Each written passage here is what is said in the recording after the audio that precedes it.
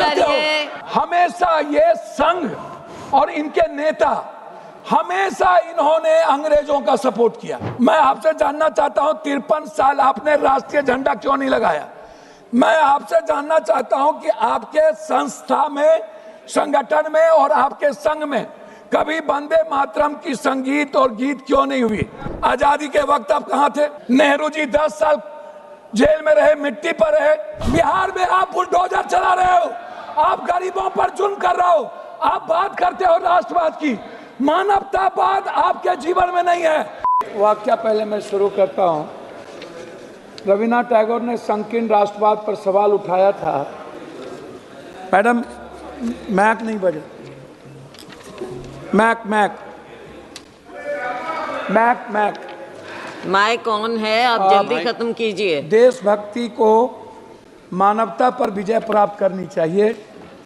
उन्होंने विश्व बंधुत्व पर जोर दिया और प्रसिद्ध रूप से कहा, देशभक्ति हमारा अंतिम आध्यात्मिक आश्रय नहीं हो सकती, मेरी शरण मानवता से है।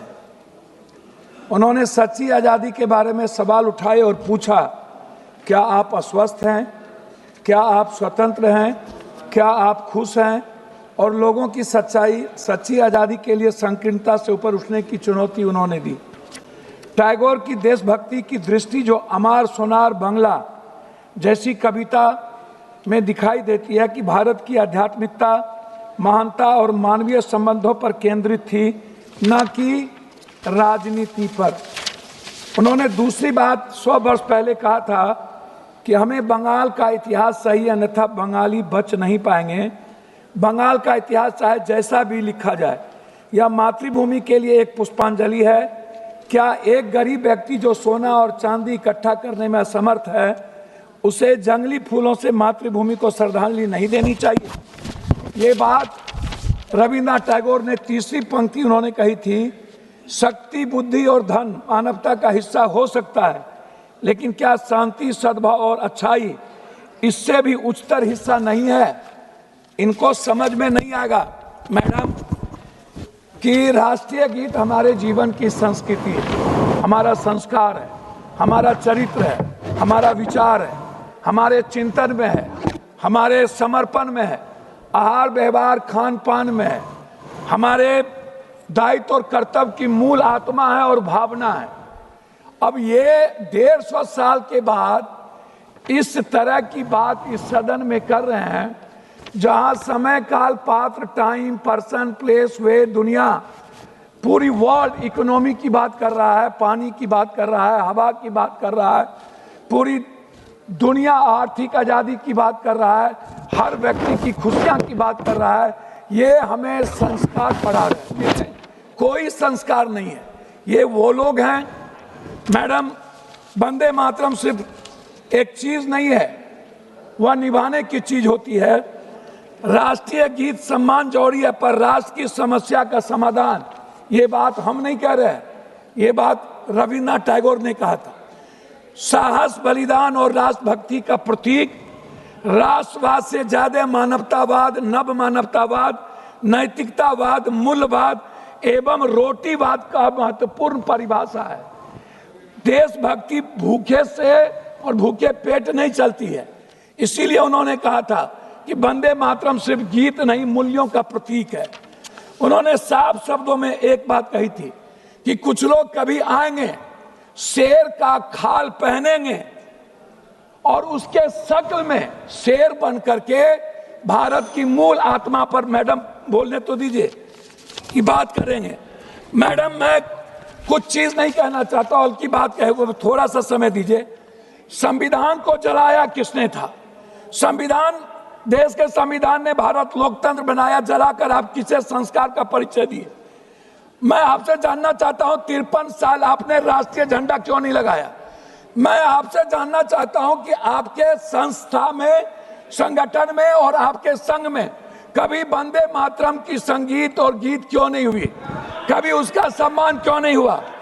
मैं लाखों, दूसरी बात मैं आपसे एक बात कहना चाहूंगा, जब पूरा दुनिया, आप जो आज यहाँ अपनी कमियों को ढकने के लिए, मैडम 2-3 कमियों को ढकने के लिए, आप छुपाने के लिए जो ये 150 साल के बाद जो पूरी दुनिया जिसका सम्मान करती है, पूरा राष्ट्र जिस सच्चाई के रास्ते चलता है, आप एक बात बताइए, आजादी के वक्त आप कहां थे? नेहरू जी 10 साल जेल में रहे, मिट्टी पर रहे। आप आजादी के बाद कहां थे? सुभाष चंद्र बोस हेडगेवार के पास गए। हेडगेवार ने उन्हें 2 मिनट, हेडगेवार जी ने उन्हें लौटा दिया। फिर वो सावरकर के पास गए, फिर उन्होंने लौटा दिया।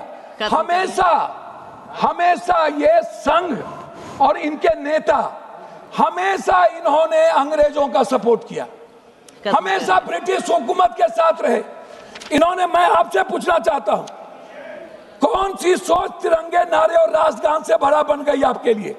मैं आपसे ढोंग के बारे में नहीं पूछूंगा, लेकिन इतना पूछूंगा कि जो जिद, अहंकार और वफादारी आप जिसके लिए कर रहे थे, वो आप बता दीजिए। मैडम, मैं लास्ट आपसे, जब आप कह रहे हैं तो जब बात इलाज कर रहा हूं, हमें आप एक बात बताइए। मोदी जी के भारत की बात ये करते हैं, हम शुरू करते हैं मोदी जी की भारत, खाली 2 मिनट में खत्म कर देंगे। हम शुरू करते हैं मैडम मोदी जी की भारत सिर्फ 2 करोड़ नौकरी से।